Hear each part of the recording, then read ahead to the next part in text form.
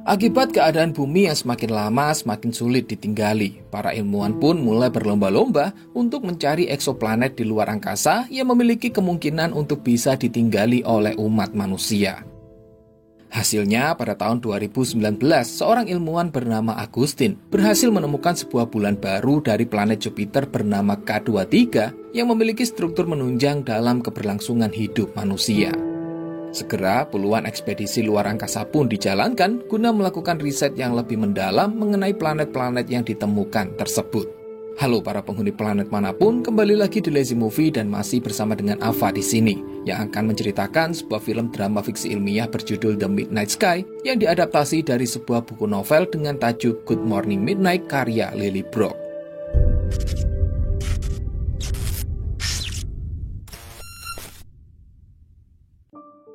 Berselang 30 tahun setelah penemuan K23, hampir seluruh dataran bumi kini telah dipenuhi dengan radiasi sangat berbahaya dan memaksa seluruh umat manusia melakukan evakuasi dan meninggalkan bumi. Dalam prosesnya, Agustin yang kini bekerja di sebuah observatori di Antartika menolak untuk dievakuasi.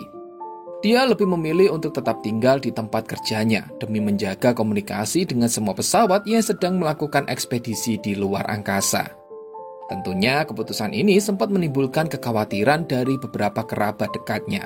Karena selain Agustin sudah cukup tua, dia juga menderita sebuah penyakit berbahaya yang mengharuskannya untuk mengkonsumsi obat-obatan serta melakukan transfusi darah setiap beberapa hari sekali. Ini berarti jika Agustin tidak mendapatkan suplai obat-obatan yang mencukupi, dia tidak akan bisa bertahan hidup lebih lama lagi. Beberapa hari kemudian, Agustin memeriksa komputernya dan menemukan bahwa hampir semua tim ekspedisi luar angkasa yang dikirim kini sudah tidak aktif lagi. Hanya menyisakan satu tim dengan pesawat bernama Aether yang diawaki oleh 5 anggota. Dan salah satunya memiliki wajah sangat mirip dengan seorang wanita yang Agustin pernah kenal. Wanita yang dimaksud itu bernama Jean Sullivan, yang pertama kali bertemu dengan Agustin pada 30 tahun yang lalu ketika Agustin sedang memberikan presentasi mengenai penemuan bulan K23. Sejak saat itu, Agustin serta Jean menjadi sangat dekat dan bahkan memiliki hubungan yang cukup spesial. Akan tetapi, kisah perjalanan keduanya tidak berjalan cukup baik, karena pada akhirnya Jean memilih untuk meninggalkan Agustin yang dianggap terlalu fokus pada pekerjaannya. Sampai-sampai dia tidak lagi memperdulikan orang-orang yang ada di dekatnya, termasuk Jean yang kini tengah mengandung anak mereka. Sampai pada satu momen, Jean bersama anaknya memutuskan untuk pindah ke tempat yang sangat jauh dan Agustin tetap merahasiakan keberadaannya dari anak kandungnya sendiri. Sehingga sampai detik ini, anak itu tidak pernah tahu kalau Agustin adalah ayahnya. Kembali ke masa sekarang, di mana Agustin yang sedang pergi ke kantin mendadak menemukan sebuah mangkuk sereal yang ditinggalkan di atas meja. Tentu ini menjadi sebuah pertanyaan bagi Agustin karena yang dia tahu tidak ada orang lain lagi di dalam observatori. Meski begitu, Agustin mengabaikan hal ini dan menganggap kalau dia sendiri yang lupa menaruh mangkuk tersebut. Sementara itu di Aether, Sully adalah orang yang dianggap Agustin memiliki wajah sangat mirip dengan Jean. Sully bertanggung jawab pada sistem komunikasi dan saat ini sedang mengandung anak dari pasangannya yang merupakan kapten pesawat bernama Ade Wall. Selain itu, ada 3 anggota kru lain yang masing-masing bernama Maya sebagai insinyur penerbangan, Sanchez sebagai pilot, serta Mitchell sebagai kepala medis. Aether kini sedang dalam perjalanan kembali ke bumi setelah bertahun-tahun melakukan misi ekspedisi ke bulan K23 guna memastikan kalau tempat itu benar-benar bisa ditinggali. Sayangnya, mereka tidak bisa segera membagikan kabar baik ini sebab semua jaringan komunikasi sedang terputus yang membuat Aether tidak bisa melakukan kontak dengan bumi maupun tim ekspedisi lainnya.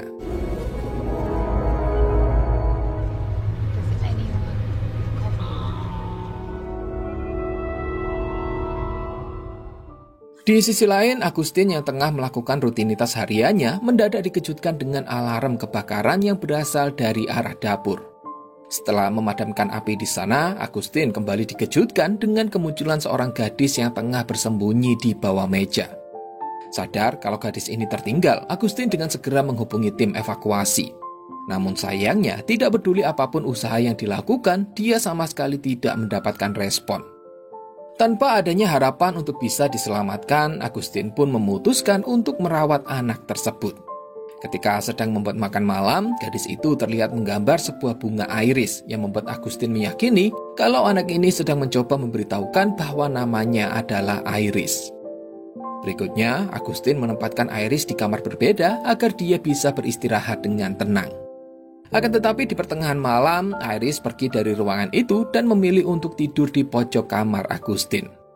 Sejak hari itu, Agustin tidak lagi merasa kesepian dengan rutinitas hariannya, sebab Iris selalu mengikuti dan menemani pria itu kemanapun dia pergi.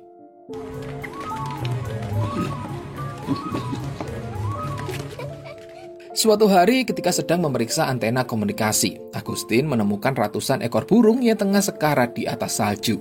Dan hal ini membuatnya menyadari bahwa radiasi berbahaya telah mendekati observatorium jauh lebih cepat dari yang diperkirakan sebelumnya. Dan karena Agustin menyadari kalau antena observatori tidak cukup kuat untuk menghubungi Aether, dia kemudian berencana pergi ke stasiun cuaca yang berada di tengah Danau Hazen. Selain memiliki antena yang sangat kuat, tempat itu juga dikelilingi pegunungan yang bisa memberikan perlindungan lebih pada radiasi yang sedang menyebar. Tentunya, karena perjalanan menuju stasiun cuaca itu sangatlah jauh, Agustin segera mempersiapkan semua peralatan yang diperlukan guna menunjang perjalanannya bersama Iris. Mereka berangkat menggunakan sebuah jet ski dan bergerak melewati area yang belum terkontaminasi. Lalu di malam harinya, mereka mendirikan tenda untuk beristirahat.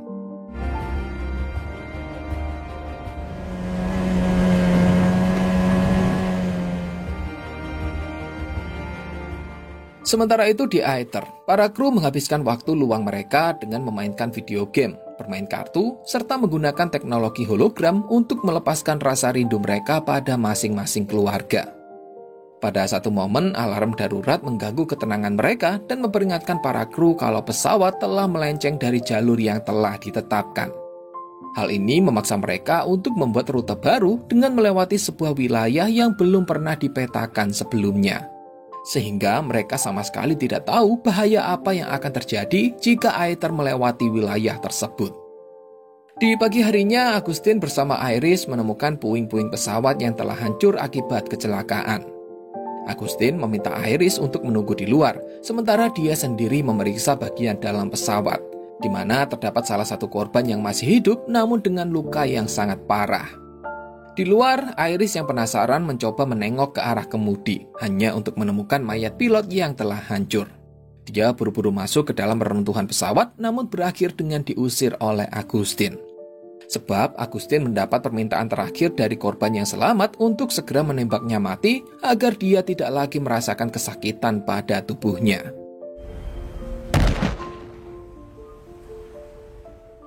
Dalam perjalanan berikutnya, Iris menunjuk sebuah tempat di kejauhan yang membuat Agustin memutuskan untuk membelokkan jet ski-nya ke sana.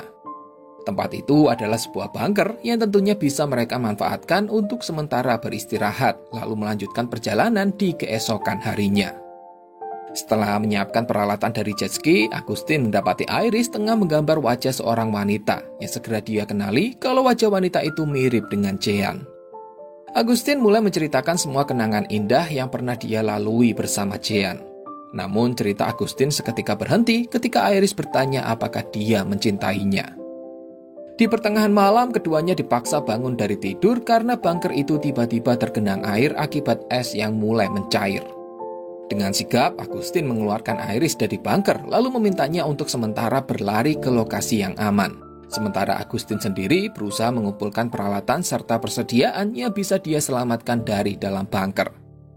Dan meski Agustin berhasil keluar dengan mengendarai jet ski, namun sayangnya pencairan es berlangsung dengan sangat cepat hingga membuat jet ski-nya tenggelam ke dalam air. Awalnya Agustin berjuang untuk mengejarnya, namun jet ski itu tenggelam dengan sangat cepat. Ditambah dengan suhu air yang sangat dingin, membuat Agustin pada akhirnya menyerah dan kembali ke daratan.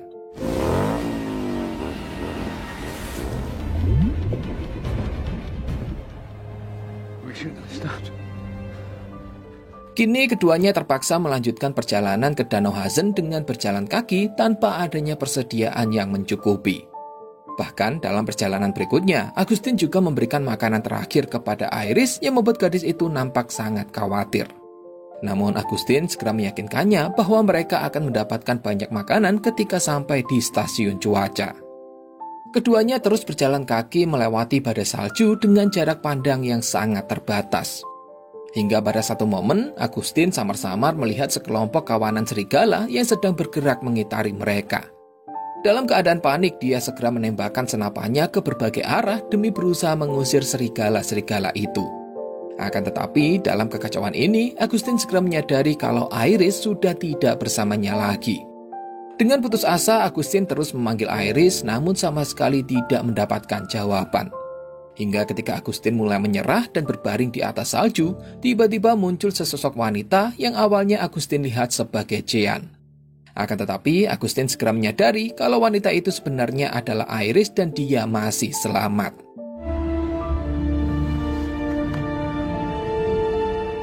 Dengan penuh rasa syukur, Agustin segera memeluk gadis itu sebelum kemudian keduanya melanjutkan perjalanan. Hingga pada akhirnya ketika mereka sampai di stasiun cuaca Danau Hazen, Agustin segera bekerja dengan alat komunikasi untuk berusaha menghubungi Aether. Sementara itu di Aether, Maya melakukan USG pada kehamilan Sully dan memberitahukan kalau dia akan melahirkan seorang anak perempuan.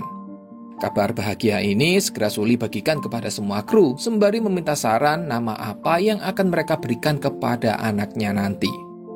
Tidak berselang lama, Sully berhasil menangkap sinyal komunikasi dari Agustin dan mereka sempat berbicara mengenai keadaan bumi.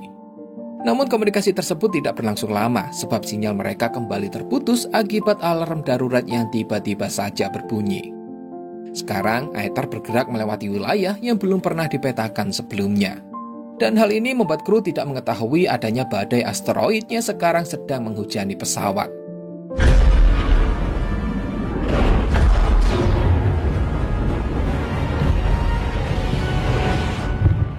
Kejadian itu menyebabkan kerusakan serius pada beberapa bagian hingga membuat peralatan komunikasi mereka mengalami kerusakan yang cukup parah.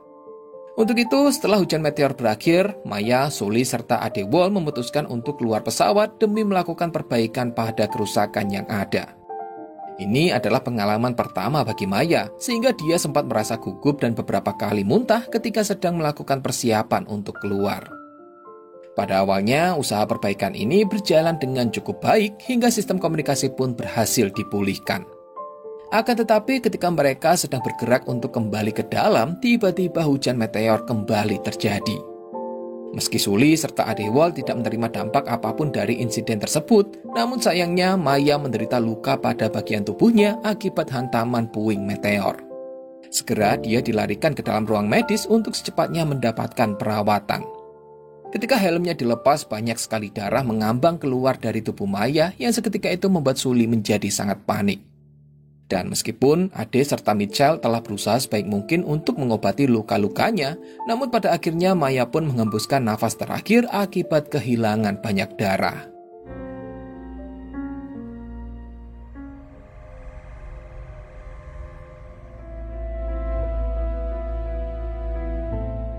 Untuk beberapa waktu, para kru merasa sangat terpukul dan terus berduka atas kematian Maya. Namun perhatian mereka segera teralihkan setelah pada akhirnya Aether mulai mendekati bumi dan memperlihatkan dengan jelas bagaimana keadaan planet itu yang kini terlihat sangat mengerikan. Bumi kini telah tertutupi oleh radiasi dan nampak tidak lagi mendukung kehidupan. Segera Sully kembali menghubungi Agustin untuk menjelaskan bahwa mereka tidak mungkin bisa mendarat ke bumi karena kondisinya yang tidak memungkinkan. Di sana Agustin menjelaskan bahwa semua orang telah dievakuasi dan dia merupakan satu-satunya orang yang tersisa di bumi. Semua misi ekspedisi luar angkasa juga sudah tidak aktif dan hanya menyisakan Aether yang masih beroperasi. Kabar itu tentu memberi pukulan lain bagi para kru, karena selain mereka tidak mungkin bisa pulang ke rumah, satu-satunya pilihan yang mereka miliki adalah memutar arah dan kembali ke bulan K23. Pada saat itu, Mitchell menolak pilihan tersebut karena dia ingin mencari tahu mengenai apa yang terjadi pada keluarganya. Selain itu, mereka juga tahu kalau Agustin masih hidup. Sehingga meski Antartika merupakan area terakhir yang akan terdampak, namun setidaknya dia masih memiliki kesempatan untuk mendarat ke bumi dan mencari tahu keberadaan anak serta istrinya. Segera setelah mendapatkan izin untuk menggunakan pesawat pendaratan, Mitchell segera mempersiapkan beberapa perlengkapan yang dia perlukan. Dalam percakapannya dengan Mitchell, Sanchez bercerita tentang putrinya yang meninggal pada usia 4 tahun, serta bagaimana kini dia akan seusia dengan Maya jika saja anaknya masih hidup. Sanchez kemudian bertanya, apakah Mitchell bersedia untuk ditemani kembali ke bumi? Karena selain pesawat pendaratan yang membutuhkan 2 orang pilot untuk menerbangkannya, Sanchez juga memiliki keinginan untuk bisa memakamkan tubuh Maya dengan layak, karena dia telah menganggap Maya sudah seperti anaknya sendiri. Yang pada akhirnya, Sanchez bersama Mitchell mengucapkan kalimat perpisahan kepada Sully serta Adewale yang akan mengemban tugas kembali ke K23 demi melanjutkan peradaban umat manusia.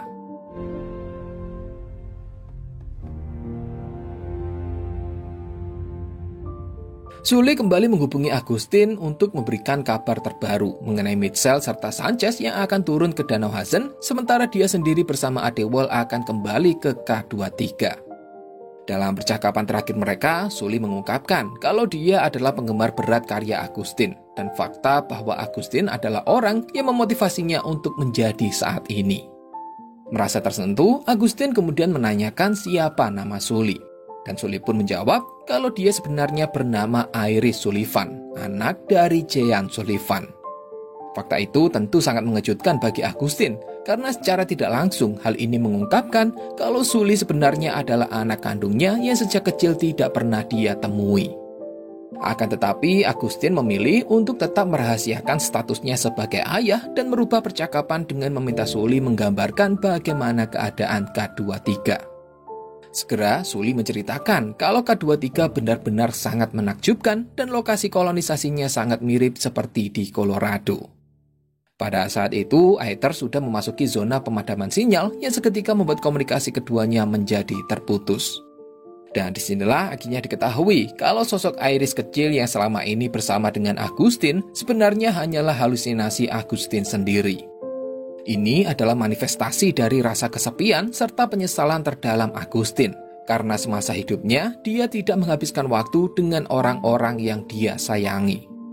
Film kemudian diakhiri dengan Sully serta Ade yang masih terus melakukan perjalanan menuju K23.